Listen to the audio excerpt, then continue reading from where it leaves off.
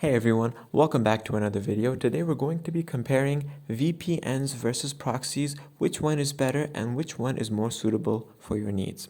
Let's dive right in. So I'd like to point out that both of these items have very similar purposes. Essentially, they are used to hide your IP address. Now, which one is better for your needs?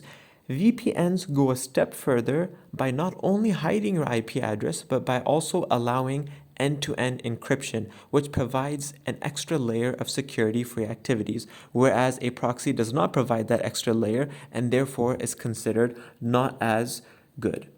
Another important factor is that VPNs work on the entire processing system, whereas proxies only work on the specific application you're using or your browser, which is another point towards VPNs. Now, when it comes to speeds, VPNs are considered much better and more powerful when you compare it to proxies. These are a few points which will tell you the differences between VPNs and proxies and which one is better. In my best opinion, I'd have to say VPNs are much better and more suitable for everyone's needs as compared to proxies. I hope this video was helpful. Thank you for watching.